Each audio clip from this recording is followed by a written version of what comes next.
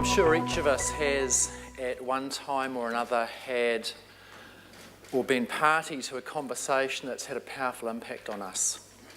Whether that conversation was one that generated a great idea, whether it was a conversation that gave us a profoundly different way of looking at an issue that was confronting us, whether it was a conversation that made a difference in our lives for some other reason or in some other way. And I think it would be really interesting to reflect on the qualities that set those transforming conversations apart from our normal, everyday garden variety exchanges that we have on a daily basis in our working lives and our personal lives. That would be a really worthwhile thing to do, but it's a conversation for another day. We'll talk about something slightly different. Why is it that I'm here talking with you about impactful health and safety conversations from CEOs, from general managers, from people in those sorts of roles? And fundamentally there are three reasons. And two of those relate to findings of the Independent Task Force on Workplace Health and Safety that Rob was very heavily involved with a couple of years ago now. And the third one relates to our coming Health and Safety at Work Act. So the first reason, no great surprise, this is a leadership forum or a chief forum. So no great surprise, the first reason relates to leadership. So those are some words from the task force report that I think give this a bit of context. One of the key areas that the task force felt that New Zealand as a nation needed to step up to improve its overall fairly mediocre health and safety performance was in terms of leadership.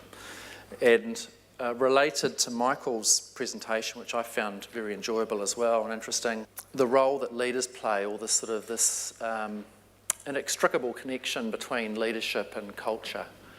And so this is Edgar Schein, who's an American sociologist. Psychologists look up to sociologists. We're always looking up to somebody, I guess.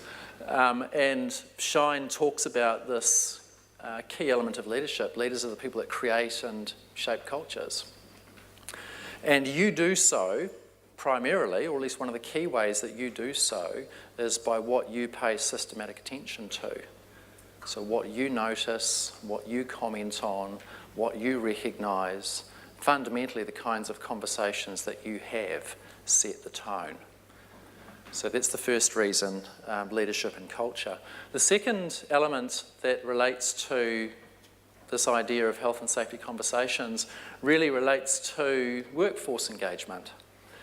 And there's a lot of research around what makes for high levels of workforce engagement, but the single strongest driver of an engaged workforce is people who feel valued and involved. We are social beings, and conversations are powerful ways for us to make connections and to build and strengthen engagement.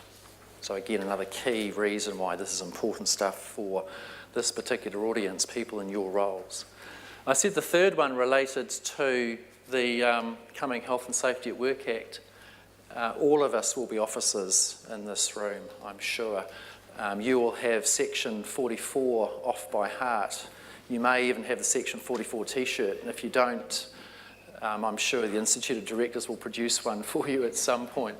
So those are the 6 activities that define what due diligence looks like. And so you'll understand the duty. It's a new duty. It's a positive duty.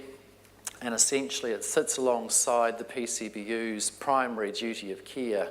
And this is one that requires you, individually as officers, to assure yourselves that your PCBU is actually meeting its duties. And so due diligence is defined in these 6 ways. And I think probably all of them, but in particular those 2, the one that involves understanding the nature of your operations, the nature of the hazards and risks that are involved, and the 6th one that requires you to verify not only that these wonderful systems and processes exist, but that they are in use. Both of those benefit from good conversations. I struggle to see how you actually fully understand what's actually going on in your business, make sense of it, and verify that these things are actually in use in the way that you imagine they're in use without actually getting out and having some conversations with people. So I think, again, particularly these 2 elements, very strongly related conversations. I was at the Legal Safe conference last week here in Auckland, and so was surrounded by lawyers. So a stiff drink happened at the end of the day, obviously. But one of the things that was made clear to me was that, I think it was Meatloaf who said 2 out of 3 ain't bad, so maybe 4 out of 6 ain't bad. That won't cut it with WorkSafe. The lawyers are very clear this is a 6 out of 6 kind of thing. So we need to be across all of these areas at the highest possible level. Leaders need to be alert to the weak signals of potential failure. And those signals are often subtle, they're often incomplete, they're usually ambiguous. If those weak signals of potential failure don't fit with our expectations, we often find them easy to ignore or distort or dismiss. And I think conversation for me is a really powerful way of detecting, of amplifying, and of making sense of these weak signals. And if you think about it, the sense-making part, the bit around what does this actually mean, what am I looking at, what meaning can I give to it, is really the launching pad for action. And again, I think conversation's a central part of all of that, the identification, the amplification, the sense-making of these weak signals. Of course, the strong signals you don't need to concern yourself with quite so much because they find you.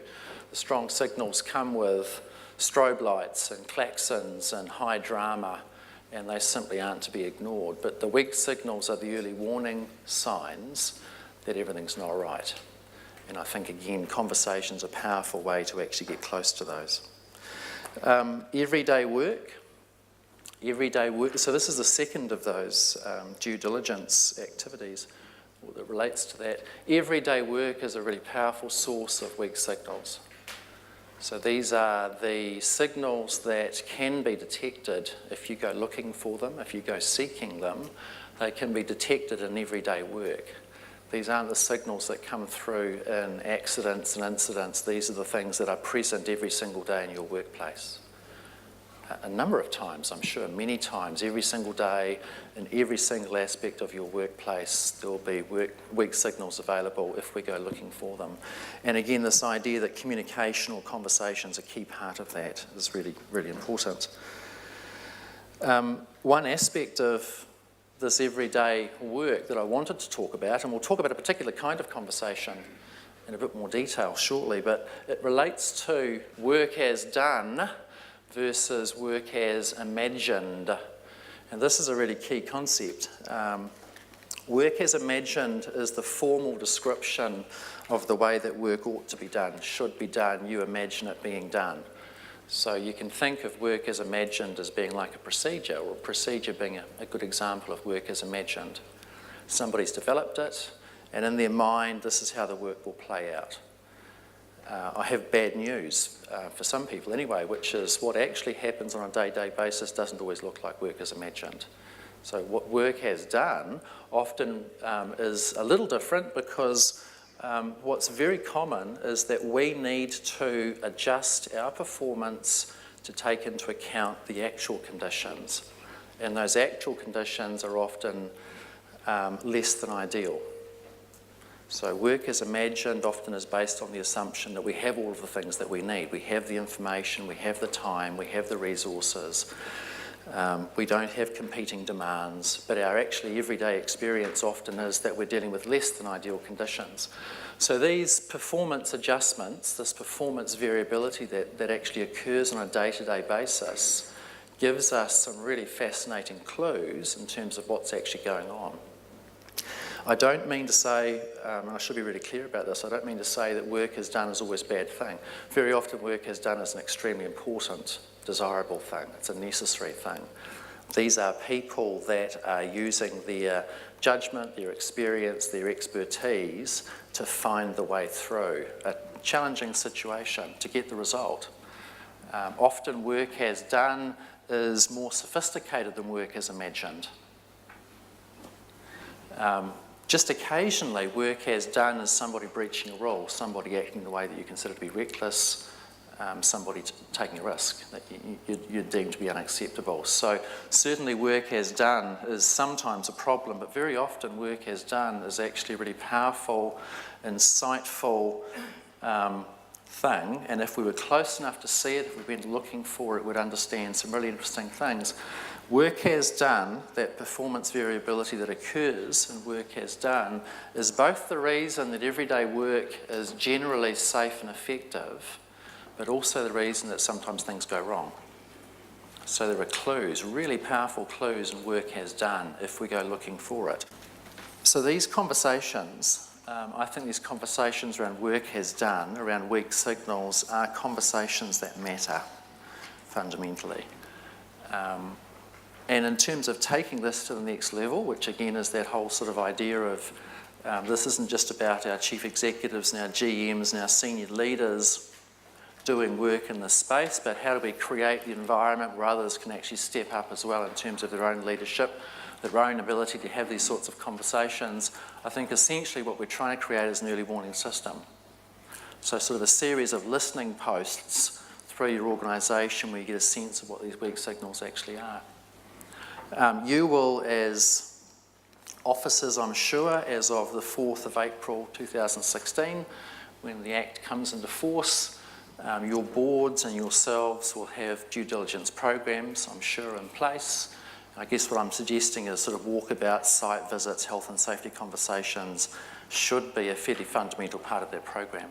I also think too that sort of last bullet there really around the goose that lays the golden eggs, we often, when executives do site visits and have these sorts of conversations, they often focus on the content of the conversation. They'll see some things that are really positive and they recognise those. They might see some things that concern them sometimes as well. And the focus sometimes is fairly relentlessly on that content. But really what I think is an important parallel consideration isn't just the content, the things that we see during those visits and the things that we understand during those conversations, but also the process itself. So I think a really important thing to reflect on when we have these conversations in our businesses, not just what do we find out, what do we learn, what sense do we make of these engagements, but also what are we learning? What are we learning in terms of what makes for an effective health and safety conversation? What's working well for you? What are some of the things that aren't working quite as well for you? What are you going to do differently next time to actually get a better result? How do people respond to you in those conversations and what does that mean to you? In terms of your own learning and your own development, you hear people say, stop talking and get to work. But I think if we reflect on that in this cartoon, if we're talking about conversations that matter, conversations about work as it's actually done by the people that are well-intentioned and trying to make a difference in our business, if it's the conversations that matter that we're talking about, then I think we've got the whole thing backwards. And I've read it somewhere, and I hope you'll agree with it, but I think a much more useful principle is actually one that says, start talking and get to work.